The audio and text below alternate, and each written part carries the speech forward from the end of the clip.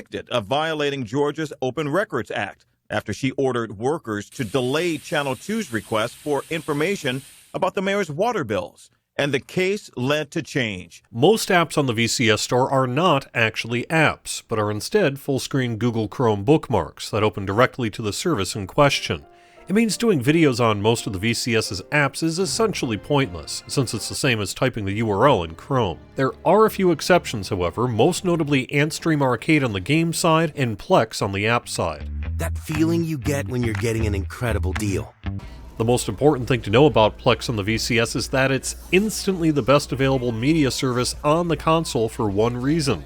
The modern and classic joysticks both work and work wirelessly with Plex.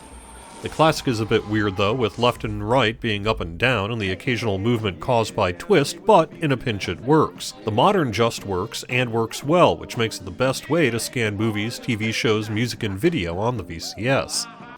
If you're still watching television on a small screen set, you're missing a lot. Here, for example, is a close-up on a 10-inch set. See how much smaller it is than my head?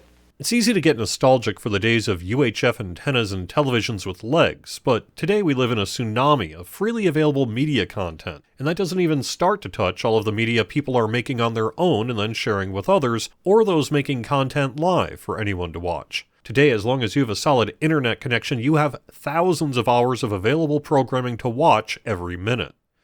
I don't know why I want to watch a fireplace on my television during the holidays, although I suppose it beats setting my TV on fire.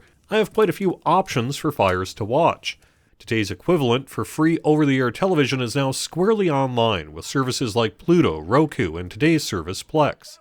In many ways, they're all pretty similar, offering a mix of mostly the same channels and content, that largely being free broadcast-style television along with free movies and television shows on demand. You'll see the same stuff most places, with the addition of whatever current and back catalogs their corporate owner now controls. Yep, we're good. This is me, VCS, launching a rocket. Here we go. Armed and ready. 3, 2, 1...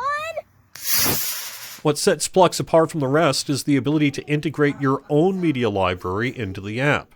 First, you'll set up something like a home computer to become a Plex media server, which runs in the background, managing and serving content to any other device logged into that Plex account. That means I can keep my home video and photo archive on my computer, but play it in high quality on my living room TV. It means I can quickly call up that old band video anywhere in the world as long as I've got internet. It's a great way to browse your old home movies, perhaps the best way ever, since you have the ability to search, scrub, and make playlists of your queue. It's not just home movies and ripped commercial videos, though.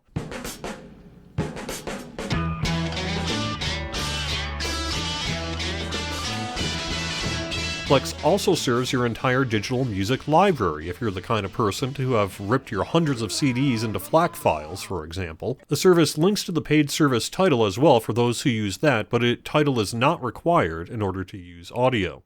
It's a great way to get music from your library through your main living room speakers, and you can make playlists easily on the fly. To get the most from Plex's media server, you'll want to spend the time to organize your folders and files, separating videos from songs from photos, for example, and getting them into a clean media folder tree. I haven't done that here, and I can say it also just works if you don't really care about doing all of that work, although finding things can be a challenge.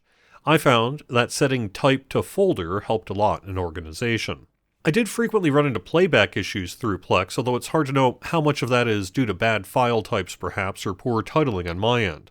When it works though, it works great, and in the future I'll spend the time to sort through these videos to get a nicer Plex media server going. If a free streaming home media server is one of Plex's main pillars, the other two are television and movies. There are hundreds of live television-style broadcast channels to browse and watch, and thousands of movies and TV shows to watch on demand. Plex also lets you mark a title, and it'll then show where you can watch it, whether through Plex or some paid service. And you can connect hundreds of streaming content services to Plex, which allows you to go to those services quickly from your Plex title queue. There are also dozens of music video channels and even karaoke, which might be of particular interest to some.